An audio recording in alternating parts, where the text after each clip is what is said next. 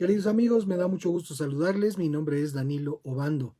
Vamos a continuar nuestro comentario sobre el libro de Apocalipsis y en esta ocasión estaremos considerando del capítulo 3 el párrafo número 9. La escritura nos dice así: Yo haré que esos que en la sinagoga de Satanás dicen ser judíos y no lo son, sino que mienten, vayan y se arrodillen ante ti y reconozcan que yo te he amado. Cada una de las 7 diferentes comunidades de fe mencionadas en este libro representan la diversidad de las congregaciones y ministerios cristianos de hoy en día, entendiendo por esto los diferentes retos, fortalezas y áreas de oportunidad existentes en ellas. Y por esto es que cada uno de los mensajes dirigidos al líder o mensajero representante de ellas impulsa soluciones a las dificultades y retos que enfrentan. Y en este mensaje en particular a los fieles de Filadelfia, el Señor se refiere a aquellos que han actuado con soberbia en contra de estos. Yo haré. Son muy diversas las ocasiones en las que el Señor afirma yo haré, y esta es una de ellas. Es una promesa a favor de quienes, aunque con cierta debilidad, han permanecido obedientes a la palabra del Señor y no han negado su nombre de manera alguna. ¿Y qué es lo que les promete el Señor? Que esos que en la sinagoga de Satanás dicen ser judíos y no lo son, sino que mienten. En esa ciudad había un gran número de judíos que podríamos llamar judíos light, o dicho de otra manera, que ni siquiera tenían las convicciones heredadas de sus ancestros, que les llevaron a vivir en el temor de Dios de sus padres, sino que influenciados por las doctrinas heréticas de los helenistas, vivían descuidadamente acerca de los preceptos de la ley y estimulados por la búsqueda y tal vez posesión de ciertas riquezas, actuaban con soberbia en contra de quienes se habían mantenido fieles al Señor. Hablar de la sinagoga de Satanás implica una apariencia de piedad y una conducta perversa.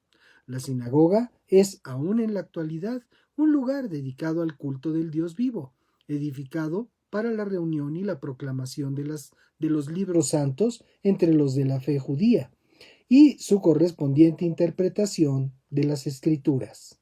Cuando el Señor dice que es una sinagoga de Satanás, implica que en vez de ser un lugar dedicado al Dios vivo, quienes se congregan son movidos por la influencia diabólica, cuyo principal característica es la soberbia.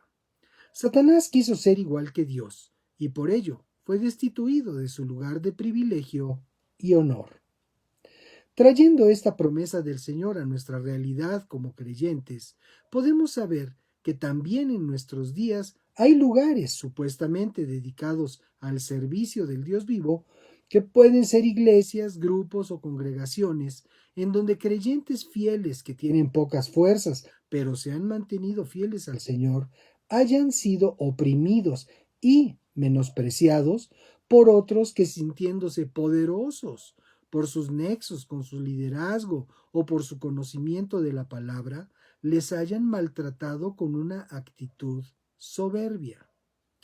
Una de las principales enseñanzas de la palabra respecto de la soberbia es que Dios resiste a los soberbios y da gracia a los humildes, y que quienes confían y se humillan delante del Señor, en su momento serán exaltados, conforme se expresa en el capítulo 23 de la versión del Evangelio escrita por Mateo en el verso 12. Porque el que se enaltece será humillado, y el que se humilla será enaltecido. Pedro escribió también al respecto en su primera carta en el capítulo 5, verso 6. Por lo tanto, muestren humildad bajo la poderosa mano de Dios, para que Él los exalte a su debido tiempo. Y una más, y quizás la que podríamos considerar como la mayor advertencia del Señor en contra de esa actitud, en el libro de Proverbios capítulo 16, verso 18, que dice simplemente: la soberbia precede al fracaso, La arrogancia anticipa la caída. El tiempo para la exaltación de los fieles de Filadelfia llegaría con esta promesa. Vayan y se arrodillen ante ti y reconozcan que yo te he amado. Ahora, notemos que lo que dice el Señor no es que a aquellos falsos judíos se les va a ocurrir humillarse ante los fieles, sino que será el propio Señor quien los hará humillarse delante de ellos. ¿Qué situación o instrumento usará el Señor para hacerlo? No lo sabemos, pero si algo tiene el Señor es que nunca le faltan recursos para lograr sus propósitos, de modo que Él lo hará, y eso es lo que importa. Como creyentes no debemos desear el mal a nadie, mucho menos a otros creyentes. Recordemos que delante del Señor somos hermanos en la fe, aunque haya algunos demasiado inmaduros.